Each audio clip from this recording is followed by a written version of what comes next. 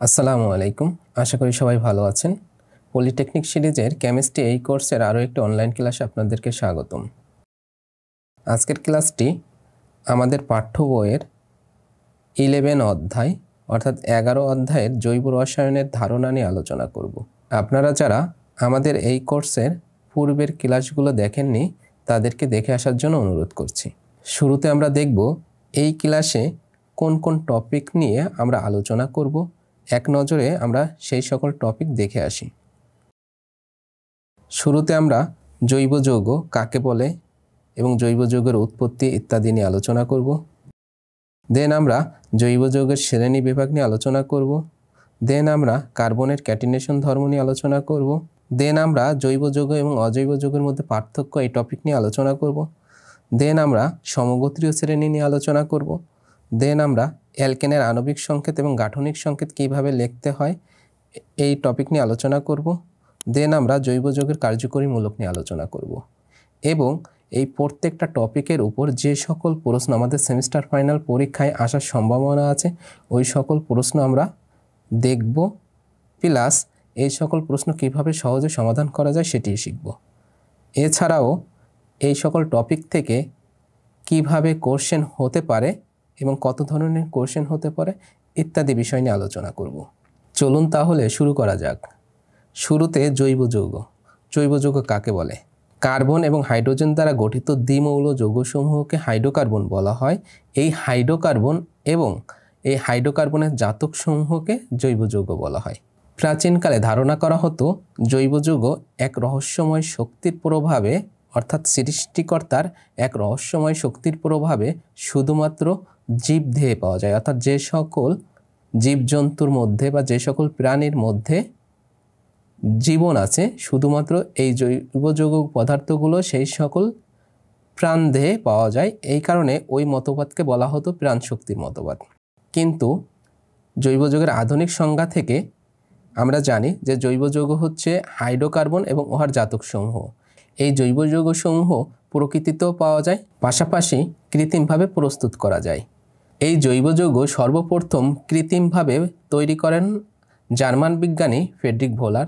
তিনি 1835 সালে পরীক্ষাগারে উচ্চ চাপ এবং তাপের সাহায্যে সর্বপ্রথম অজৈব যৌগ পদার্থ অ্যামোনিয়াম সায়ানেটকে তাপ দিয়ে সর্বপ্রথম ইউরিয়া তৈরি করেন।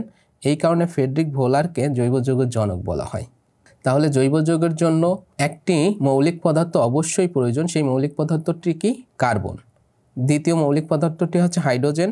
এই হাইড্রোকার্বন এবং হাইড্রোকার্বনের সাথে অন্য অন্য পদার্থ যুক্ত হবে, যেমন অক্সিজেন যুক্ত হতে পারে, নাইট্রোজেন যুক্ত হতে পারে, সালফার যুক্ত হতে পারে, ফসফরাস যুক্ত হতে পারে অথবা হ্যালোজেন যুক্ত হতে পারে। এই সকল পদার্থ যুক্ত হয়ে জৈব যৌগ বা জৈব যৌগিক পদার্থ গঠন করবে। যেমন মিথেন গ্যাস CH4, এটি প্রকৃতিতে পাওয়া যায়। বাংলাদেশে যে প্রাকৃতিক গ্যাস অথবা যে গ্যাসের কূপগুলো আছে এই কূপগুলো থেকে যে গ্যাস উত্তোলন করা হয় এই উত্তোলিত গ্যাসের 95 থেকে 97% হচ্ছে কি প্রাকৃতিক গ্যাস মিথেন, যার সংকেত হচ্ছে CH4, এবং বাকি গ্যাসগুলো বিউটেন বা ইথেন, ইথিলিন ইত্যাদি। তাহলে আমরা জৈব যৌগের সংজ্ঞা জানলাম এবং এই জৈব যৌগের একটা উদাহরণ দেখলাম, যেমন কি মিথেন অথবা অ্যাসিটিক অ্যাসিড। অ্যাসিটিক অ্যাসিডের সংকেত হচ্ছে CH3COOH। এই অ্যাসিডটি প্রকৃতিতে পাওয়া যায়, এটি একটি জৈব অ্যাসিড। আমরা যে বাসাবাড়িতে ভিনেগার ব্যবহার করি রান্নাবাড়ার কাজে, এই ভিনেগারটা অ্যাসিটিক অ্যাসিড দ্বারা তৈরি করা হয়। অর্থাৎ পানির মধ্যে 10%, তার আয়তনের 10% যদি এই অ্যাসিটিক অ্যাসিড মিশ্রিত করা হয় তাহলে যে দ্রবণটা তৈরি হয় ওই দ্রবণকে আমরা কি বলি? ভিনেগার বলি। এখন এই পৃথিবীতে কতগুলো জৈব যৌগিক পদার্থ আছে? প্রায় 8 লক্ষের অধিক এই জৈব যৌগ আছে। এই 8 লক্ষের অধিকের মধ্যে সবথেকে বেশি হাইড্রোকার্বন, এবং হাইড্রোকার্বন অল্প কয়েকটি মৌলিক পদার্থের সাথে যুক্ত হয়ে এই যে 8 লক্ষের অধিক জৈব যৌগ পদার্থ সৃষ্টি করেছে। এটার কারণ হচ্ছে দুইটি, একটি হচ্ছে সমানতা, আরেকটি হচ্ছে ক্যাটিনেশন। এখন আমরা জানব সমানতা কাকে বলে। সমানতা হচ্ছে যে সকল যৌগের আণবিক সংকেত একই কিন্তু গাঠনিক সংকেত ভিন্ন, তাদেরকে পরস্পরের সমানতা বলে। যেমন অ্যামোনিয়াম সায়ানেট। অ্যামোনিয়াম সায়ানেটের সংকেত হচ্ছে NH4CNO। এই পদার্থটি একটি বিষাক্ত পদার্থ। এই অ্যামোনিয়াম সায়ানাইডকে সর্বপ্রথম পরীক্ষাগারে তাপ এবং চাপের সাহায্যে ফ্রেডরিক ভোলার তিনি ইউরিয়া তৈরি করেন। ইউরিয়ার সংকেত হচ্ছে NH2CO NH2। অর্থাৎ এই দুইটি পদার্থের আণবিক সংকেত একই কিন্তু গাঠনিক সংকেত সম্পূর্ণ ভিন্ন, যার কারণে এই দুইটি পদার্থকে পরস্পরের কি বলা হয়? সমানুতা বলা হয়। এই যে একই আণবিক সংকেত পদার্থ কিন্তু তাদের মধ্যকার গঠন ভিন্ন, অর্থাৎ তাদেরকে যদি অবস্থান চেঞ্জ করা হয়, অর্থাৎ পরমাণুসমূহের অবস্থান যদি চেঞ্জ করে নতুন নতুন কোনো পদার্থ সৃষ্টি হয়, এই প্রক্রিয়াকে বলা হয় কি? সমানুতা। জৈব যৌগ যে 8 লক্ষের অধিক, এত পদার্থ হওয়ার কারণ কি? সমানুতা। আরেকটি হচ্ছে কার্বনের ক্যাটিনেশন। এই কার্বনের ক্যাটিনেশন কোনটা আমরা এই ক্লাসেই একটু পরে আলোচনা করব। এখন আমরা দেখব এই টপিক থেকে আমাদের সেমিস্টার ফাইনাল পরীক্ষায় যদি কোনো প্রশ্ন হয়ে থাকে তাহলে প্রশ্নগুলো কেমন হতে পারে। শুরুতে অতি সংক্ষিপ্ত প্রশ্ন। অতি সংক্ষিপ্ত প্রশ্ন যেমন জৈব যৌগ কাকে বলে, আমাদের প্রশ্ন এমন হতে পারে, অথবা হতে পারে হাইড্রোকার্বন কাকে বলে, অথবা হতে পারে সমানুতা কাকে বলে, অথবা আমাদের প্রশ্ন হতে পারে জৈব যৌগের জনক কাকে বলা হয়, ফ্রেডরিক ভোলারকে জৈব যৌগের জনক বলা হয়, অথবা আমাদের প্রশ্ন থাকতে পারে সর্বপ্রথম কৃত্রিমভাবে তৈরিকৃত জৈব যৌগটি কি পদার্থ। অর্থাৎ আমরা যে আলোচনা করলাম ইউরিয়া, এই ইউরিয়া হচ্ছে সর্বপ্রথম কৃত্রিমভাবে তৈরিকৃত জৈব যৌগ এবং এই পদার্থটি তৈরি করেন ফ্রেডরিক ভোলার। এই কারণে ফ্রেডরিক ভোলারকে জৈব যৌগের জনক বলা হয়। তাহলে আমাদের প্রশ্নগুলো এভাবে হতে পারে। দেন আমরা এখন আমাদের এই অধ্যায়ের পরবর্তী টপিক জৈব যৌগের শ্রেণী বিভাগ নিয়ে আলোচনা করব। জৈব যৌগ কয় ভাগে বিভক্ত? জৈব যৌগ সাধারণত অ্যালিফ্যাটিক বা মুক্ত শিকল এবং অ্যারোমেটিক বা বদ্ধ শিকল এই দুই প্রকারে বিভক্ত। মুক্ত শিকল জৈব যৌগকে আবার দুই ভাগে ভাগ করা যায়, একটা হচ্ছে সম্পৃক্ত আর একটা হচ্ছে অসম্পৃক্ত। আর বদ্ধ শিকল জৈব যৌগকে দুই ভাগে ভাগ করা যায়, হোমোসাইক্লিক এবং হেটারোসাইক্লিক। আবার হোমোসাইক্লিক জৈব যৌগকে দুই ভাগে ভাগ করা যায়, অ্যালিসাইক্লিক এবং অ্যারোমেটিক। এই সম্পৃক্ত জৈব যৌগকে আবার দুই ভাগে ভাগ করা যায়, একটি হচ্ছে সরল শিকল আর একটা হচ্ছে শাখা শিকল। আবার অসম্পৃক্ত জৈব যৌগকে দুই ভাগে ভাগ করা যায়, একটা হচ্ছে সরল শিকল আর একটি হচ্ছে শাখা শিকল ইত্যাদি। আমাদের এই জৈব যৌগের শ্রেণী বিভাগ এই টপিকটা আমাদের অন্যভাবে থাকতে পারে পরীক্ষায়। এই জৈব যৌগের শ্রেণী বিভাগের পরিবর্তে আমাদের থাকতে পারে যে হাইড্রোকার্বনের শ্রেণী বিভাগ আলোচনা করো বা হাইড্রোকার্বনকে কয় ভাগে ভাগ করা যায়। এই জৈব যৌগের যে শ্রেণী বিভাগ এটি হচ্ছে হাইড্রোকার্বনের শ্রেণী বিভাগ। অর্থাৎ জৈব যৌগ থাকুক অথবা হাইড্রোকার্বন থাকুক, অ্যান্সার আমাদের একটাই। যদি জৈব যৌগ থাকে তাহলে আমরা লেখার ক্ষেত্রে জৈব যৌগ লিখব, যদি হাইড্রোকার্বন থাকে তাহলে লেখার ক্ষেত্রে হাইড্রোকার্বন লিখব।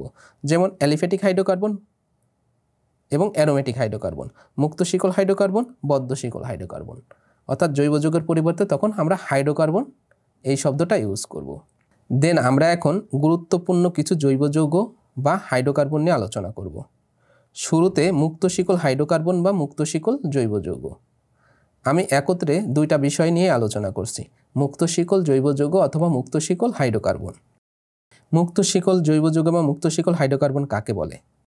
যে সকল হাইড্রোকার্বনের মধ্যে কার্বন পরমাণুসমূহ পরস্পর একক বন্ধন বা দ্বিবন্ধন বা ত্রিবন্ধনে আবদ্ধ থেকে মুক্ত শিকল বা বলয় গঠন করে তাদেরকে মুক্ত শিকল হাইড্রোকার্বন বা জৈব যৌগ বলে।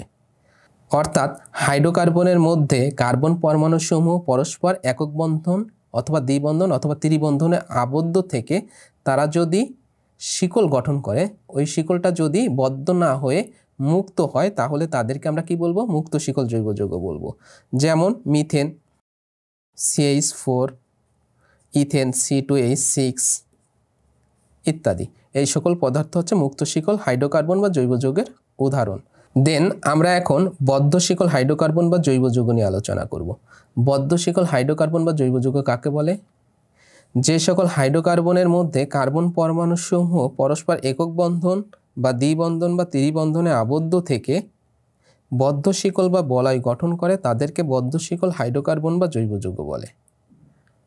অর্থাৎ এই বদ্ধ শিকল হাইড্রোকার্বনের সংজ্ঞা আমরা এভাবে দিতে পারি, যে সকল হাইড্রোকার্বনের মধ্যে কার্বন পরমাণুসমূহ পরস্পর দ্বিবন্ধন বা ত্রিবন্ধন বা একক বন্ধনে আবদ্ধ থেকে তারা যদি যে শিকল গঠন করবে ওই শিকলটা যদি বদ্ধ হয় তাদেরকে আমরা বদ্ধ শিকল হাইড্রোকার্বন বলবো। যেমন বেনজিন, বেনজিনের সংকেত হচ্ছে C6H6। এই বেনজিনের গাঠনিক সংকেতটা আমরা এভাবে লিখতে পারি,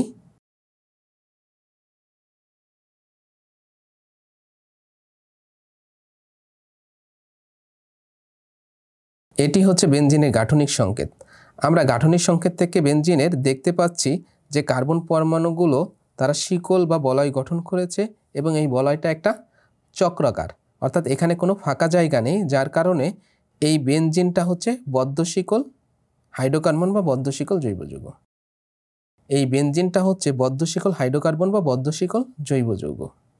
দেন আমরা এখন সম্পৃক্ত জৈব যৌগ বা অ্যালকেন শ্রেণী নিয়ে আলোচনা করব। সম্পৃক্ত জৈব যৌগ কাকে বলে? যে সকল হাইড্রোকার্বনের মধ্যে কার্বন পরমাণু সমূহ পরস্পর একক বন্ধনে আবদ্ধ থাকে তাদেরকে সম্পৃক্ত হাইড্রোকার্বন বা সম্পৃক্ত জৈব যৌগ বা অ্যালকেন বলে। অর্থাৎ এই সম্পৃক্ত জৈব যৌগ বা সম্পৃক্ত হাইড্রোকার্বনকে আর একটা নামে ডাকা হয়, সেই নামটি হচ্ছে কি অ্যালকেন। অর্থাৎ যে সকল জৈব যৌগের মধ্যে কার্বন পরমাণুগুলি পরস্পর একক বন্ধনে আবদ্ধ থাকবে এবং তারা মুক্ত শিকল বা বলয় গঠন করবে তাদেরকে সম্পৃক্ত জৈব যৌগ বলে, যেমন অ্যালকেন। অ্যালকেনের সাধারণ সংকেত হচ্ছে CnH2n+2। এই সাধারণ সংকেত দ্বারা n এর মান 1 বসিয়ে আমরা প্রথম যৌগটা পেয়েছি কি মিথেন CH4। এখন n এর মান যদি 2 বসাই তাহলে আমাদের এই সূত্র অনুসারে দ্বিতীয় যে পদার্থটা পাবো সেটি হচ্ছে কি ইথেন C2H6। দেন n এর মান যদি 3 হয় তাহলে পরবর্তী যে পদার্থটা হবে সেই পদার্থের নাম হচ্ছে প্রোপেন C3H8। n এর মান যদি 4 হয় তাহলে methane, ethane, propane, butane, pentane, hexane, এভাবে আমরা 10 পর্যন্ত নামকরণ খুব সহজে করতে পারবো। Methane, ethane, propane, butane, pentane, hexane, heptane, octane, nonane, decane, এভাবে আমরা নামকরণ করতে পারবো। এরপরে কার্বনের সংখ্যা যদি বেশি হয় সেক্ষেত্রে আমরা নামকরণ অন্যভাবে করব। আমরা জৈব যৌগের নামকরণও শিখব। সো আমরা সম্পৃক্ত জৈব যৌগ বা হাইড্রোকার্বন বা অ্যালকেন শ্রেণী নিয়ে আলোচনা করলাম এবং এই অ্যালকেন শ্রেণীর একটি সাধারণ সংকেত আছে, সেই সংকেতটি কি CnH2n+2 এবং এই সংকেত দ্বারা আমরা যে প্রথম যে পদার্থটা পেয়েছি সেটার নাম হচ্ছে মিথেন, দ্বিতীয় পদার্থর নাম ইথেন, তারপরে প্রোপেন, বিউটেন, পেন্টেন, হেক্সেন, এভাবে এই সংকেত দ্বারা যে পদার্থগুলো হবে আমরা তার নামকরণ সহজে করতে পারবো। দেন আমরা এখন অসম্পৃক্ত জৈব যৌগ বা হাইড্রোকার্বন নিয়ে আলোচনা করব। অসম্পৃক্ত জৈব যৌগ বা হাইড্রোকার্বন কাকে বলে? যে সকল হাইড্রোকার্বনের মধ্যে কার্বন পরমাণুসমূহ পরস্পর দ্বিবন্ধন অথবা ত্রিবন্ধনে আবদ্ধ থাকে তাদেরকে অসম্পৃক্ত হাইড্রোকার্বন বা অসম্পৃক্ত জৈব যৌগ বলে, যেমন অ্যালকিন এবং অ্যালকাইন। এই অসম্পৃক্ত জৈব যৌগকে দুই ভাগে ভাগ করা যায়, এক হচ্ছে অ্যালকিন আর এক হচ্ছে অ্যালকাইন। সম্পৃক্ত জৈব যৌগকে এক ভাগে ভাগ করা যায়, সেটি হচ্ছে কি অ্যালকেন, অর্থাৎ সম্পৃক্ত জৈব যৌগকে অ্যালকেন বলা হয়, কিন্তু অসম্পৃক্ত জৈব যৌগকে কি বলা হয়? অ্যালকিন এবং অ্যালকাইন বলা হয়। এই অসম্পৃক্ত জৈব যৌগের মধ্যে কার্বন পরমাণুগুলি পরস্পর দ্বিবন্ধন এবং ত্রিবন্ধনে আবদ্ধ থাকবে। এখন কার্বন পরমাণুগুলি যদি দ্বিবন্ধনে আবদ্ধ থাকে তাকে বলবো আমরা কি অ্যালকিন, এবং কার্বন পরমাণুগুলি যদি ত্রিবন্ধনে আবদ্ধ থাকে তাকে অ্যালকাইন বলবো। এখন আমরা অ্যালকিন এবং অ্যালকাইন নিয়ে আলোচনা করব। শুরুতে অ্যালকিন কাকে বলে? যে সকল হাইড্রোকার্বনের মধ্যে কার্বন পরমাণুসমূহ পরস্পর দ্বিবন্ধনে আবদ্ধ থাকে তাদেরকে অ্যালকিন বলে। অ্যালকিনের সাধারণ সংকেত হচ্ছে CnH2n। এই CnH2n এই সূত্র অনুসারে n এর মান যদি আমরা 2 বসাই, অর্থাৎ n এর মান 1 হবে না, n এর মান যদি 2 বসাই তাহলে প্রথম যৌগটি হবে ইথিন বা ইথিলিন C2H4। ইথিন বা ইথিলিন এটি হচ্ছে আমাদের অ্যালকিন শ্রেণীর প্রথম যৌগ। n এর মান যদি 3 হয় তাহলে পরবর্তী যৌগ হবে C3H6 প্রোপিন বা প্রোপিলিন। দেন আমরা এখন অ্যালকাইন নিয়ে আলোচনা করব। অ্যালকাইন যে সকল হাইড্রোকার্বনের মধ্যে কার্বন পরমাণুসমূহ পরস্পর ত্রিবন্ধনে আবদ্ধ থাকে তাদেরকে অ্যালকাইন বলে। অ্যালকাইনের সাধারণ সংকেত CnH2n-2।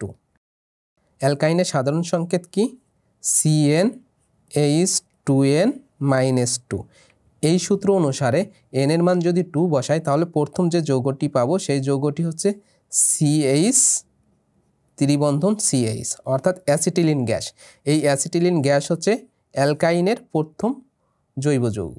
এই অ্যাসিটিলিন গ্যাসের মধ্যে কার্বন পরমাণুসমূহ পরস্পর ত্রিবন্ধনে আবদ্ধ আছে। এই অ্যাসিটিলিন গ্যাস আমরা গ্যাস ওয়েল্ডিংয়ের ক্ষেত্রে অ্যাসিটিলিন গ্যাস অক্সিজেনের গ্যাসের সহিত ব্যবহার করে থাকি। এখন আমরা দেখব আমাদের এই টপিক থেকে আমাদের সেমিস্টার ফাইনাল পরীক্ষার জন্য প্রশ্ন কেমন হতে পারে। শুরুতে অতি সংক্ষিপ্ত প্রশ্ন।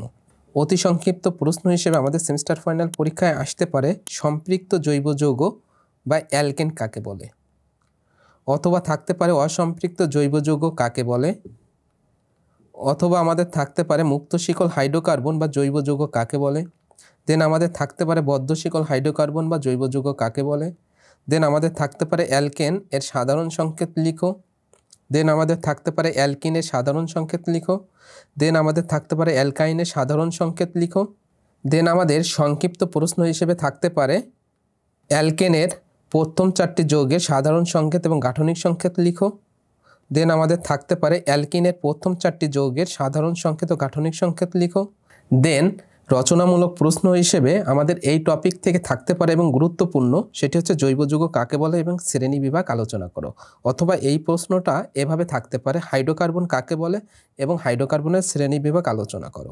আমরা এখন আমাদের এই অধ্যায়ের পরবর্তী টপিক কার্বনের ক্যাটিনেশন ধর্ম নিয়ে আলোচনা করব। কার্বনের ক্যাটিনেশন ধর্ম বলতে আমরা কি বুঝি? একই মৌলিক পদার্থের একাধিক পরমাণু পরস্পর যুক্ত হওয়ার ক্ষমতাকে ক্যাটিনেশন বলে। যেমন কার্বনের ক্যাটিনেশন ধর্ম বিদ্যমান, অর্থাৎ ক্যাটিনেশন হচ্ছে কোনো একটি মৌলিক পদার্থের একটি গুণ বা বিশেষ ধর্ম বা গুণ, যেই গুণের কারণে একই মৌলিক পদার্থের একাধিক পরমাণু পরস্পর যুক্ত হতে পারে। এই কার্বনের এই ক্যাটিনেশন গুণের কারণে এই পৃথিবীতে 8 লক্ষের অধিক কি পাওয়া যায়? জৈব যৌগ পাওয়া যায়। এই জৈব যৌগের আধিক্যর কারণ একমাত্র কি? কার্বনের ক্যাটিনেশন এই গুণটি এবং আরেকটি হচ্ছে সমানতা। এই জৈব যৌগের এই দুইটি গুণের কারণে, অর্থাৎ একটা সমানতা আর একটা হচ্ছে কার্বনের এই ক্যাটিনেশন, এই দুইটি ধর্মের কারণে পৃথিবীতে জৈব যৌগের প্রাচুর্যতা দেখা যায়। সো আমরা ক্যাটিনেশন থেকে কি জানলাম? ক্যাটিনেশন থেকে জানলাম হচ্ছে একই মৌলের একাধিক পরমাণু পরস্পর যুক্ত হবে। এখানে কার্বন যুক্ত হবে, যেমন কার্বন কার্বন একক বন্ধন হতে পারে, কার্বন কার্বন দ্বিবন্ধন হতে পারে, অথবা কার্বন কার্বন ত্রিবন্ধন হতে পারে। আমরা যখন এই জৈব যৌগের গাঠনিক সংকেত লিখব তখন আমরা অবশ্যই এই কার্বনের ক্যাটিনেশন গুণ সহকারে লিখব। অর্থাৎ আমরা যদি মিথেনের সংকেত লিখি তাহলে আমরা লিখি CH4, যদি ইথেনের সংকেত লিখতে চাই C2H6 এভাবে লিখতে হয়। কিন্তু এভাবে লেখার পরিবর্তে আমরা কিভাবে লিখি? আমরা লিখেছি CH3 মাঝে একটা দাগ দিই। এই দাগটা হচ্ছে কার্বন কার্বন একক বন্ধন, অর্থাৎ কার্বনের ক্যাটিনেশন গুণটা দেখানো হয়েছে। আমরা যখন জৈব যৌগের আণবিক সংকেত লিখব তখন অবশ্যই এই কার্বনের গুণ সহকারে লিখব, অর্থাৎ কার্বনের এই ক্যাটিনেশন ধর্মটা দিয়েই আমরা তার আণবিক সংকেত তৈরি করব। দেন আমরা এখন দেখব আমাদের এই টপিক থেকে আমাদের সেমিস্টার ফাইনাল পরীক্ষার জন্য প্রশ্ন কেমন হতে পারে। অতি সংক্ষিপ্ত বা সংক্ষিপ্ত প্রশ্ন হিসেবে আমাদের থাকতে পারে ক্যাটিনেশন কাকে বলে, অথবা কার্বনের ক্যাটিনেশন ধর্ম বলতে কি বোঝো। আমাদের প্রশ্ন এভাবে হতে পারে। এই প্রশ্নটা আমাদের সংক্ষিপ্ত আকারেও থাকতে পারে, অতি সংক্ষিপ্ত আকারেও থাকতে পারে, অথবা আমাদের এইখানে আরেকটি প্রশ্ন হতে পারে। সেই প্রশ্নটা কি? সেই প্রশ্নটা হচ্ছে জৈব যৌগের বহুরূপতার কারণ কি, বা জৈব যৌগের প্রাচুর্যতার কারণ কি। আমরা এখন আমাদের এই অধ্যায়ের পরবর্তী টপিক জৈব যৌগ এবং অজৈব যৌগের মধ্যে পার্থক্য নিয়ে আলোচনা করব। জৈব যৌগ এবং অজৈব যৌগ। জৈব যৌগ হচ্ছে সাধারণত হাইড্রোজেন এবং কার্বন দ্বারা গঠিত, অজৈব যৌগ হচ্ছে সাধারণত ধাতু দ্বারা গঠিত। জৈব যৌগ শুধুমাত্র সমযোজী বন্ধন বিদ্যমান, অজৈব যৌগের মধ্যে অধিকাংশ ক্ষেত্রে আয়নিক বন্ধন বিদ্যমান। জৈব যৌগ অধিকাংশ তরল এবং গ্যাসীয় পদার্থ, অজৈব যৌগ অধিকাংশ কঠিন পদার্থ। জৈব যৌগ এর গঠন পদ্ধতি হচ্ছে জটিল, অজৈব যৌগ এর গঠন পদ্ধতি হচ্ছে সরল। জৈব যৌগ হচ্ছে নিম্ন গলনাঙ্ক বিশিষ্ট পদার্থ, আর অজৈব যৌগ হচ্ছে উচ্চ গলনাঙ্ক বিশিষ্ট পদার্থ। এই হলো আমাদের জৈব যৌগ এবং অজৈব যৌগের মধ্যে পার্থক্য। দেন আমরা এখন দেখব এই টপিক থেকে আমাদের সেমিস্টার ফাইনাল পরীক্ষার জন্য প্রশ্ন কেমন হতে পারে। এই টপিক থেকে আমাদের সংক্ষিপ্ত অথবা রচনামূলক প্রশ্ন থাকার সম্ভাবনা বেশি। যেমন সংক্ষিপ্ত হিসেবে প্রশ্ন থাকতে পারে জৈব যৌগ অজৈব যৌগের মধ্যে পার্থক্য আলোচনা করো, এবং এই প্রশ্নটা সংক্ষিপ্ত আকারে আমাদের সেমিস্টার ফাইনাল পরীক্ষায় অনেক বছর এসেছে। এবং রচনামূলক প্রশ্ন হিসেবে আমাদের একই প্রশ্ন থাকতে পারে যে জৈব যৌগ অজৈব যৌগের মধ্যে পার্থক্য, এবং এই প্রশ্নটাও আমাদের সেমিস্টার ফাইনাল পরীক্ষায় বিগত 2 বছরে এসেছে, যার কারণে হয়তো এই প্রশ্নটা আমাদের সংক্ষিপ্ত বা রচনামূলক প্রশ্ন হিসেবে থাকতে পারে। দেন আমরা এখন আমাদের এই অধ্যায়ের পরবর্তী টপিক সমগোত্রীয় শ্রেণী নিয়ে আলোচনা করব। শুরুতে সমগোত্রীয় শ্রেণী কাকে বলে? এই সমগোত্রীয় শ্রেণী হচ্ছে একই প্রকার মৌলিক পদার্থের সমন্বয়ে গঠিত সমধর্মী জৈব যৌগগুলিকে তাদের আণবিক ভর অনুসারে সাজালে পরস্পর সংলগ্ন দুইটি যৌগের মধ্যে CH2 গ্রুপের নিয়মিত ব্যবধান রাখিয়া যে যৌগ শ্রেণী পাওয়া যায় তাদেরকে সমগোত্রীয় শ্রেণী বলে। অর্থাৎ আমরা বলতে পারি একই প্রকার মৌলিক পদার্থের সমন্বয়ে গঠিত সমধর্মী বা একই ধর্ম বিশিষ্ট যৌগিক পদার্থকে তাদের আণবিক ওজন অনুসারে সাজালে, অর্থাৎ ছোট থেকে বড় এই আণবিক ওজন অনুসারে যদি আমরা সাজাই তাহলে তাদের পাশাপাশি দুইটি যৌগিক পদার্থের মধ্যে যদি পার্থক্য পাওয়া যায় CH2 এমন পার্থক্য পাওয়া যায় তখন আমরা ওই শ্রেণীকে সমগোত্রীয় শ্রেণী বলতে পারবো। যেমন কি অ্যালকেন, অ্যালকেনের সাধারণ সংকেত কি ছিল? অ্যালকেনের সাধারণ সংকেত ছিল হচ্ছে CnH2n+2। এখন n এর মান যদি আমরা 1 বসাই তাহলে আমাদের প্রথম যৌগটি হবে CH4 অর্থাৎ মিথেন, এবং n এর মান যদি 2 বসাই তাহলে আমাদের পরবর্তী জৈব যৌগটি হবে ইথেন, ইথেনের সংকেত C2H6। এখন আমরা যদি এই পাশাপাশি দুইটি পদার্থ বসিয়েছি, এখন আমরা বড়টার থেকে ছোটটা বিয়োগ করব, অর্থাৎ ইথেন থেকে মিথেনকে আমরা কি করব? বিয়োগ দিব। C2H6 - CH4 এই দুইটি যৌগিক পদার্থকে যদি আমরা বিয়োগ করি তাহলে আমরা কি পাবো? এখানে কার্বন আছে দুইটি, এখানে কার্বন পরমাণু হচ্ছে একটি, তাহলে দুইটি থেকে একটি চলে গেলে একটি কার্বন পরমাণু থাকে। এখানে হাইড্রোজেন পরমাণু হচ্ছে 6টি এবং এইখানে হাইড্রোজেন পরমাণু হচ্ছে 4টি, 6টি থেকে 4টি হাইড্রোজেন পরমাণু চলে গেলে থাকে হচ্ছে 2টি CH2। এখন আমরা এই অ্যালকেন শ্রেণীকে যদি আণবিক ওজন অনুসারে সাজাই তাহলে তাদের মধ্যে পার্থক্য আমরা কি পাবো? পাশাপাশি দুইটি যৌগিক পদার্থের মধ্যে পার্থক্য পাবো CH2। আমরা যদি এই n এর মান 3 বসাই তাহলে আমাদের পরবর্তী যে গ্যাসটি পাবো সেই গ্যাসটি হচ্ছে প্রোপেন। এই প্রোপেন থেকে আবার ইথেনকে বিয়োগ করলে তাদের পার্থক্য কি হবে? CH2 হবে। তাহলে আমরা অ্যালকেন শ্রেণীকে অবশ্যই সমগোত্রীয় শ্রেণী বলতে পারি। অনুরূপভাবে অ্যালকিন, অ্যালকাইন এগুলো হচ্ছে সমগোত্রীয় শ্রেণী। এই সমগোত্রীয় শ্রেণীর একটি কি থাকে? প্রত্যেকটা শ্রেণীর জন্য একটা সাধারণ সংকেত থাকে। যেমন অ্যালকেন শ্রেণীর একটা সাধারণ সংকেত আছে, অ্যালকিন শ্রেণীর একটা সাধারণ সংকেত আছে, অ্যালকাইন শ্রেণীর একটি সাধারণ সংকেত আছে এবং অ্যালকোহল, অ্যালকোহলেরও একটি সাধারণ সংকেত আছে। অ্যালকোহলের সাধারণ সংকেত হচ্ছে CnH2n+1 OH। এই অ্যালকোহলের এই সাধারণ সংকেত, এই সংকেত দ্বারা আমরা যে সকল যৌগিক পদার্থ পাবো এই পাশাপাশি দুইটি যৌগিক পদার্থকে যদি আমরা বিয়োগ করি তাদের মধ্যেও পার্থক্য আমরা কি পাবো? CH2 পাবো। এখন এই সমগোত্রীয় শ্রেণীর কিছু বৈশিষ্ট্য আছে, আমরা ওই সকল বৈশিষ্ট্য নিয়ে আলোচনা করব। প্রথমত, একই প্রকার মৌলিক পদার্থের সমন্বয়ে গঠিত। আমরা এই সংজ্ঞা থেকে যে জিনিসটা পেয়েছি যে একই প্রকার মৌলিক পদার্থের সমন্বয়ে গঠিত। দেন আমাদের একটি মাত্র সাধারণ সংকেত থাকবে প্রত্যেকটা শ্রেণীর জন্য। দেন পাশাপাশি দুইটি যৌগের মধ্যে CH2 গ্রুপের নিয়মিত ব্যবধান থাকবে। দেন একই শ্রেণীর সকলে একই রূপ রাসায়নিক বিক্রিয়া দেবে এবং তাদের ধর্ম কি হবে? একই রূপ হবে। এইগুলো হচ্ছে আমাদের সমগোত্রীয় শ্রেণীর বৈশিষ্ট্য এবং এই শ্রেণীর সকলের একটি নির্দিষ্ট কি থাকবে? কার্যকরী মূলক থাকবে। এই হলো আমাদের সমগোত্রীয় শ্রেণীর বৈশিষ্ট্য। এখন আমরা এই সমগোত্রীয় শ্রেণীর একটি চার্ট দেখব। আমরা এখানে 3টি কলাম দিয়েছি। প্রথম কলামে সমগোত্রীয় শ্রেণী পদার্থগুলোর নাম, দ্বিতীয় কলামে থাকবে তাদের সাধারণ সংকেত, দেন তৃতীয় কলামে থাকবে তাদের উদাহরণ। দেন আমরা আরেকটা কলাম করতে পারি যে কলামে তাদের কার্যকরী মূলকগুলো লিখতে পারি। ধরলাম আমরা চতুর্থ এই কলামটি তাদের কার্যকরী মূলক।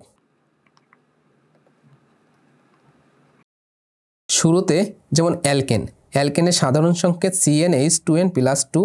এর প্রথম 4টি যৌগিক পদার্থ হচ্ছে মিথেন, ইথেন, প্রোপেন এবং বিউটেন। এবং এই অ্যালকেন শ্রেণীর কার্যকরী মূলক হচ্ছে কার্বন কার্বন একক বন্ধন। দেন আমাদের পরবর্তী সমগোত্রীয় শ্রেণীটি হচ্ছে অ্যালকিন। অ্যালকিনের সাধারণ সংকেত হচ্ছে CnH2n, যেমন ইথিন বা ইথিলিন। এই ইথিন বা ইথিলিনের কার্যকরী মূলক হচ্ছে কার্বন কার্বন দ্বিবন্ধন। দেন আমাদের পরবর্তী সমগোত্রীয় শ্রেণী হচ্ছে অ্যালকাইন। অ্যালকাইনের সাধারণ সংকেত CnH2n-2, যেমন অ্যাসিটিলিন। এই অ্যাসিটিলিন বা অ্যালকাইনের কার্যকরী মূলক হচ্ছে কার্বন কার্বন ত্রিবন্ধন। দেন আমাদের পরবর্তী সমগোত্রীয় শ্রেণী হচ্ছে অ্যালকোহল। অ্যালকোহলের সাধারণ সংকেত CnH2n+1 OH, অর্থাৎ হাইড্রোক্সাইড মূলক থাকবে অ্যালকাইল মূলকের সাথে। এই মূলক দ্বারা আমরা প্রথম যে যৌগিক পদার্থটি পাবো সেই যৌগিক পদার্থ হচ্ছে কি মিথানল। দ্বিতীয় যৌগিক পদার্থটির নাম ইথানল। এই মিথানল বা ইথানল এর কার্যকরী মূলক হচ্ছে OH, হাইড্রোক্সাইড মূলক। এই OH মূলক যদি কোনো যৌগিক পদার্থের মধ্যে থাকে, অর্থাৎ যদি কোনো জৈব যৌগের মধ্যে থাকে, তাহলে আমরা অবশ্যই তাকে অ্যালকোহল বলতে পারবো। দেন আমাদের পরবর্তী সমগতির শ্রেণী হচ্ছে অ্যামিন। অ্যামিনের সাধারণ সংকেত CnH2n+1 NH2। এই অ্যামিনের প্রথম যৌগিক পদার্থটি হচ্ছে মিথাইল অ্যামিন। এই মিথাইল অ্যামিনের কার্যকরী মূলক হচ্ছে NH2। দেন আমাদের পরবর্তী সমগতির শ্রেণীটি হচ্ছে অ্যালডিহাইড। এই অ্যালডিহাইডের সাধারণ সংকেত CnH2n+1 CHO। এই CHO হচ্ছে আমাদের অ্যালডিহাইডের কার্যকরী মূলক CHO, যেমন কি ফর্মালডিহাইড। অর্থাৎ ফরমালিন নামক যে আমরা কেমিক্যালটার কথা শুনেছি, এই ফরমালিন নামক কেমিক্যালটা হচ্ছে আমাদের ফর্মালডিহাইডের দ্রবণ। অর্থাৎ পানিতে যদি 40% এই ফর্মালডিহাইড পাউডার যোগ করা হয় এবং 60% যদি পানি থাকে, তাহলে উক্ত দ্রবণকে আমরা কি বলবো? ফরমালিন বলবো। অর্থাৎ পানির মধ্যে যদি আমাদের 40%, তার আয়তনের 40% ফর্মালডিহাইড এই পাউডার যোগ করা হয়, তাহলে উক্ত দ্রবণকে আমরা কি বলতে পারবো? ফরমালিন বলতে পারবো। এখন আমরা দেখব আমাদের এই টপিক থেকে আমাদের সেমিস্টার ফাইনাল পরীক্ষার জন্য প্রশ্ন কেমন হতে পারে। শুরুতে অতি সংক্ষিপ্ত প্রশ্ন। অতি সংক্ষিপ্ত প্রশ্ন হিসেবে আমাদের সেমিস্টার ফাইনাল পরীক্ষায় আসার সম্ভাবনা সবথেকে বেশি, সেটি হচ্ছে সমগতির শ্রেণী কাকে বলে। দেন আমাদের প্রশ্ন থাকতে পারে অ্যালকেনের সাধারণ সংকেত লিখো। দেন আমাদের থাকতে পারে অ্যালকিনের সাধারণ সংকেত লিখো। দেন আমাদের থাকতে পারে অ্যালকাইনের সাধারণ সংকেত লিখো। দেন আমাদের সংক্ষিপ্ত প্রশ্ন আকারে থাকতে পারে সমগতির শ্রেণী কাকে বলে, উদাহরণ দাও। দেন আমাদের থাকতে পারে সমগতির শ্রেণীর বৈশিষ্ট্যগুলো আলোচনা করো। দেন আমাদের থাকতে পারে অ্যালকেনের প্রথম 4টি যৌগের নাম এবং সংকেত লিখো। দেন এই টপিক থেকে আমাদের জন্য রচনামূলক প্রশ্ন থাকতে পারে। রচনামূলক প্রশ্ন আমাদের এমন হতে পারে যে সমগতির শ্রেণী কাকে বলে, অ্যালকেনের প্রথম 4টি যৌগের নাম এবং সংকেত লিখো, অথবা অ্যালকিনের প্রথম 4টি যৌগের নাম এবং সংকেত লিখো ইত্যাদি। আশা করি এই টপিক থেকে যদি সেমিস্টার ফাইনাল পরীক্ষায় আপনাদের কোনো প্রশ্ন করা হয়, অবশ্যই আপনারা অ্যান্সার করতে পারবেন। দেন আমরা এখন আমাদের পরবর্তী টপিক অ্যালকেনের আণবিক সংকেত এবং গাঠনিক সংকেত নিয়ে আলোচনা করব। অ্যালকেনের আণবিক সংকেত। অ্যালকেনের সাধারণ সংকেত কি? অ্যালকেনের সাধারণ সংকেত হচ্ছে CnH2n+2। আমাদের এই সূত্র দ্বারা প্রথম যৌগিক পদার্থটা পাবো হচ্ছে মিথেন CH4। দ্বিতীয় যৌগিক পদার্থ হবে হচ্ছে কি ইথেন। তৃতীয় যৌগিক পদার্থটা আমরা পাবো হচ্ছে প্রোপেন C3H8। এখন এই মিথেনের গাঠনিক সংকেত আমরা কিভাবে লিখব? যেহেতু এখানে কার্বন একটা আছে, আমরা কার্বন একটা দিব, আর আমরা জানি কার্বনের হাত কয়টি? 4টি। তাহলে 4 সাইডে 4টি হাইড্রোজেন দিয়ে দিব। এটি হচ্ছে আমাদের মিথেনের গাঠনিক সংকেত। দেন আমরা ইথেনের গাঠনিক সংকেত কিভাবে তৈরি করব? এখানে কার্বন কয়টি আছে? 2টি আছে। আগে এই কার্বনের মধ্যে যে বন্ধন আছে, একক বন্ধন বা ক্যাটিনেশন গুণ, এটি আগে দেখাবো। যেহেতু কার্বন 2টি আছে, এই কারণে কার্বনের ক্যাটিনেশন গুণটা দিয়ে দিলাম। বাকি থাকতেছে হাইড্রোজেন 6টি। এখন এই কার্বনের সাথে হাইড্রোজেন দেব 3টি এবং এই কার্বনের সাথে হাইড্রোজেন দেব 3টি। আমরা ইথেনের গাঠনিক সংকেতে এই আকারে লিখতে পারি, অথবা আমরা এই কার্বনের 3 সাইডে 3টি দাগ দিয়ে 3টি হাইড্রোজেন দিব এবং এই কার্বনের 3 সাইডে 3টি দাগ দিয়ে 3টি হাইড্রোজেন পরমাণুকে দিব। তাহলে আমাদের ইথেনের গাঠনিক সংকেত হয়ে যাবে। অনুরূপভাবে প্রোপেনের গাঠনিক সংকেত সেম আমরা এভাবে তৈরি করতে পারি। যেমন এখানে কার্বন আছে 3টি, আগে কার্বনের ক্যাটিনেশন গুণগুলো দেখাতে হবে। কার্বনের ক্যাটিনেশন গুণ, এখন এই কার্বনের যেহেতু একটি কার্বনের সাথে একক বন্ধনে আবদ্ধ হয়েছে, বাকি 3টি বন্ধন সে হাইড্রোজেন দ্বারা পূর্ণ করবে। এই কারণে এখানে 3টি হাইড্রোজেন থাকবে এবং এই কার্বনের যেহেতু আরেকটি কার্বন পরমাণুর সাথে একক বন্ধনে আবদ্ধ আছে, এই কারণে এখানেও 3টি হাইড্রোজেন থাকবে, অর্থাৎ কার্বনের 4টি হাত পূর্ণ হবে। এখন এই কার্বন তার পাশে 2টি কার্বনের সাথে একক বন্ধনে আবদ্ধ হয়ে তার 2টি হাতই পূর্ণ হয়ে গেছে, বাকি থাকতেছে 2টি। এই কারণে এই কার্বন কি করবে? বাকি 2টি হাইড্রোজেন পরমাণু দ্বারা 2টি হাত পূর্ণ করবে। এটি হচ্ছে আমাদের প্রোপেনের গাঠনিক সংকেত। আশা করি আপনারা এই রুল ফলো করে এই অ্যালকেনের আণবিক সংকেত এবং গাঠনিক সংকেত তৈরি করতে পারবেন। দেন আমরা এখন দেখব আমাদের এই টপিক থেকে আমাদের সেমিস্টার ফাইনাল পরীক্ষার জন্য প্রশ্ন কেমন হতে পারে। শুরুতে অতি সংক্ষিপ্ত প্রশ্ন। আমাদের প্রশ্ন হতে পারে যে মিথেন ইথেনের আণবিক সংকেত এবং গাঠনিক সংকেত লিখো, অথবা প্রশ্ন থাকতে পারে প্রোপেন বিউটেন ইত্যাদি যৌগিক পদার্থগুলোর আণবিক সংকেত অথবা গাঠনিক সংকেত লিখো। অর্থাৎ অ্যালকেন শ্রেণীর যে কোনো একটি যৌগিক পদার্থের নাম সহকারে তার আণবিক সংকেত এবং গাঠনিক সংকেত লিখতে বলতে পারে। দেন আমরা এখন আমাদের এই অধ্যায়ের সর্বশেষ এবং সবথেকে গুরুত্বপূর্ণ টপিক কার্যকরীমূলক নিয়ে আলোচনা করব। কার্যকরীমূলক কাকে বলে? জৈব যৌগের অণুতে যে পরমাণু বা মূলক ওই যৌগের রাসায়নিক ধর্ম এবং প্রকৃতি নির্ধারণ করে তাকে ওই যৌগের কার্যকরীমূলক বলে। অর্থাৎ আমরা এভাবে বলতে পারি, জৈব যৌগের অণুস্থ বা জৈব যৌগের অণুর মধ্যে যে পরমাণু বা মূলক ওই যৌগিক পদার্থের রাসায়নিক ধর্ম এবং প্রকৃতি নির্ধারণ করে তাকে ওই জৈব যৌগের কার্যকরীমূলক বলে। তাহলে কার্যকরীমূলক আমাদের একটা পরমাণু হতে পারে অথবা পরমাণু গুচ্ছ হতে পারে, যা কি করবে ওই শ্রেণীর বা ওই পদার্থের রাসায়নিক ধর্ম কেমন হবে, তার প্রকৃতি কেমন হবে সে সম্পূর্ণ নির্ধারণ করে দেবে। অর্থাৎ সে কোন কোন পদার্থের সাথে বিক্রি করবে, সে তরল হবে না গ্যাসীয় হবে ইত্যাদি বিষয়। যেমন অ্যালকেন, অ্যালকেনের কার্যকরীমূলক হচ্ছে কি? কার্বন কার্বন একক বন্ধন। অর্থাৎ কার্বন কার্বন যদি একক বন্ধন থাকে তাহলে আমরা অবশ্যই বুঝবো এটা অ্যালকেন শ্রেণী। এবং অ্যালকেন শ্রেণী কি? Gas, methane, ethane, propane, butane ইত্যাদি। অথবা অ্যালকিন, অ্যালকিনের কার্যকরীমূলক কি? কার্বন কার্বন দ্বিবন্ধন। অথবা অ্যালকাইন, অ্যালকাইনের কার্যকরীমূলক কি? কার্বন কার্বন ত্রিবন্ধন। অথবা অ্যালকোহল, অ্যালকোহলের কার্যকরীমূলক কি? OH। অর্থাৎ কোনো জৈব যৌগের মধ্যে যদি OH মূলক থাকে তাহলে আমরা তাকে কি বলতে পারবো? অ্যালকোহল বলতে পারবো।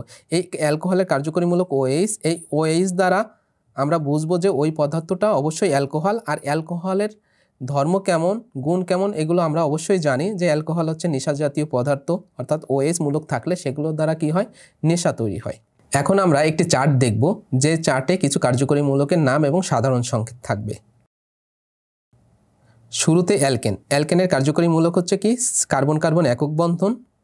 অর্থাৎ এই কার্বন কার্বন একক বন্ধন, তার কার্যকরী মূলকের সংকেত হচ্ছে CC।